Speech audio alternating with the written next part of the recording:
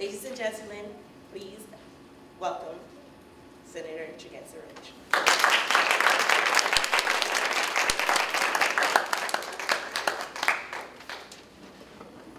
Good afternoon, everyone. I promise I won't be as long.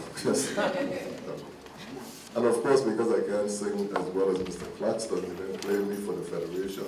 But that's okay. Good afternoon, Dr. Hall, Dr. Cowell, peer educators, and all ladies and gentlemen, university students as well. I thought a lot about what I would say about the work that you have to do as peer educators. And it was a very personal journey for me thinking about what I would say this afternoon. Because you have the distinct challenge of when you talk about speaking to your peers, on the one hand, a paradox of persons who think that they're invincible, and people think that they're invincible, they're going to live forever. And so this is not going to happen to them. And of course, we have the other side that we're seeing today as policymakers, young people who don't think that they're going to live very long because they're dying at 19, 20, and 21. So I'm going to die anyway, so really what difference does it make? What takes me out? So that's a very distinct challenge. And on the first part, thinking about youth and invincibility, I thought about one day when I was at UVI, and Dr. Sekou had asked me to come to one of his classes, which was in the teacher education building up on the hill.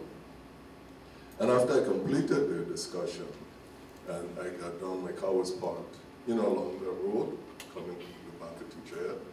And as I was getting in the car, a young woman flew by, you know, these big old pickup trucks, just flew by, and for an instant, our eyes met, but she was going so fast, I didn't get to say, slow down, you know what's happening. By the time I got in the car and come down, I drove left, so I'm down now by where you would turn in to go to the cafeteria. And the truck is there, the back is against a huge boulder, and she's standing by the side of the road, flagging me down now. So I stopped, I said, calm down, what's wrong? She said, I can't calm down, he fell out of the truck. So I said, who? She said, he's up there behind the library. I said, come. So she got in the car, and I called security. And so when we drove up now, she's in a panic. She just can't control herself. I'm trying to calm her. So we come up behind the library, and there in the road is a young man sitting down with a knot on his head. And I tell you, no, like, the knot on his head was really literally like my fist, just his head swollen. Apparently what had happened is that she hit the speed bump, and he flew up and dropped out of the back of the truck on his head. 18 years of age. And today that young man is a vegetable. So you know not when in an instant your life will change, right? And that's a message for all of us. Now, AIDS and invincibility. I have personally known 3 persons, I've known personally 3 persons who died of AIDS, right? And they're all people who I graduated from school, right? From the Charlotte Amalia High School. And 2 women, 1 man. When my friend, the male, said to me that he was diagnosed with HIV, this is when he just looked like a normal person, right? Like any one of us in this room. I didn't see him when his condition got worse, but we stayed in touch. He had moved to Washington, D.C., so we stayed in touch during the time that he had this condition.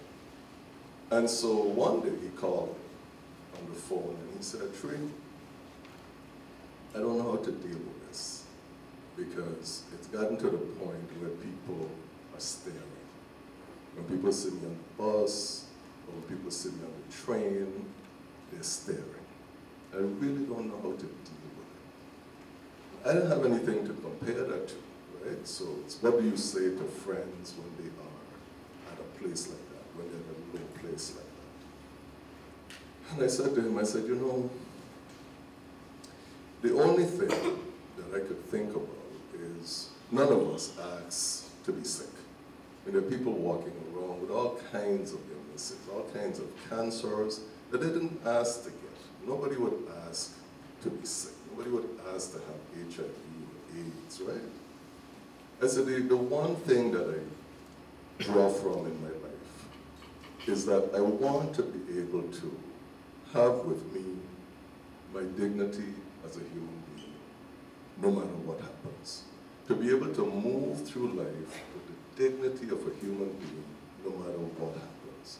Not to condemn God for making me sick, not to be upset with the people around me because they are not sick, but to have the dignity of a human being, to carry that around, whether I'm sick or whether I'm well.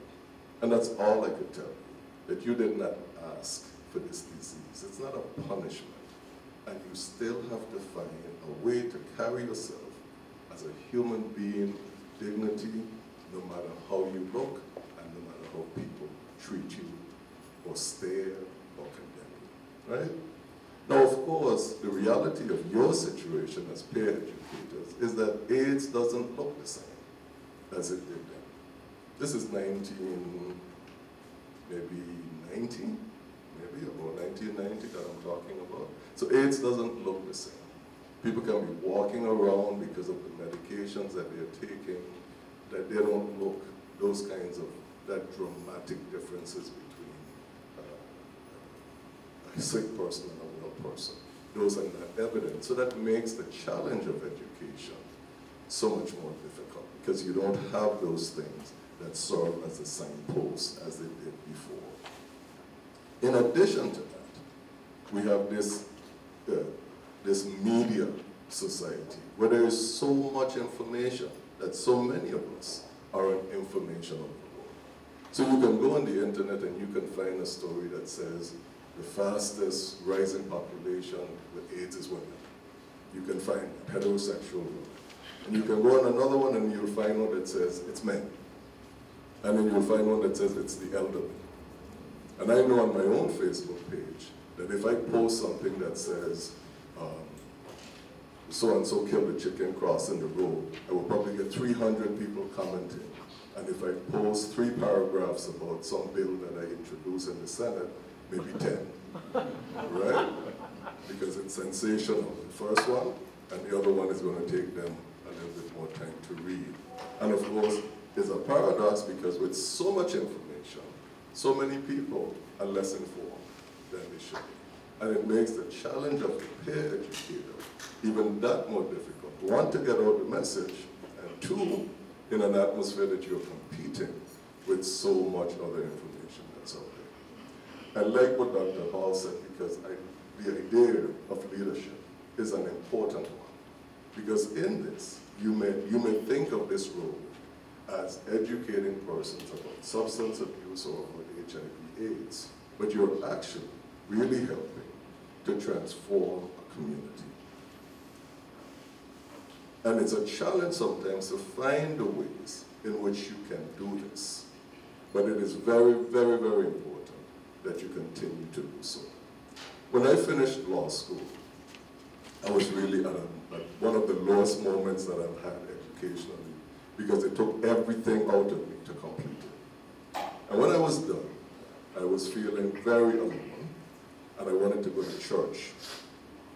But there was no church that was open on Tuesday, midday, when I finished my last exam. So I ended up speaking to a woman from the Jehovah's Witnesses, who just happened to be on the street. It was probably the first time that anybody came up to her, wanting to talk, rather than her trying to get somebody to get their attention. And I said to her, after we chatted a little, I said, how does it feel when you're out here trying so hard to convince people about some spiritual idea that you have, and people are so dismissive, they just turn you away? And she looked at me and she said, yeah, that happens. She said, that happens. But I don't take it personal. This is my role. My role is to bring the information. And I'm going to always do that. That is my role. My role is to bring the information and to share it. And if people turn away, I don't take it personal. I don't take them on. I don't let them discourage me from what I'm supposed to do. This is my role. And I commend you for taking on that role, because sometimes it's going to be like that. Sometimes it's going to be like you're talking to a stone. Well, just keep talking to the stones, because you never know that there's going to be something that you're going to do, action, something that you're going to do, the example that you live by, or there's going to be something that you say that is going to make some dent in a person's life.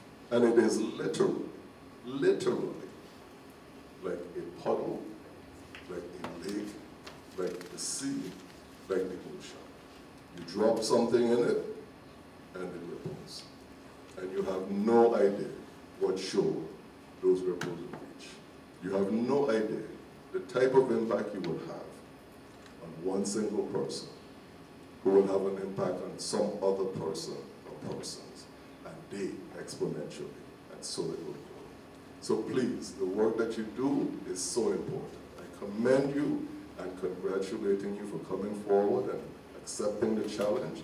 I congratulate the university and its leaders for having the foresight to bring that program to UVI and to commit the resources to it. God bless you. God bless everybody that you come into contact with. Thank you so much.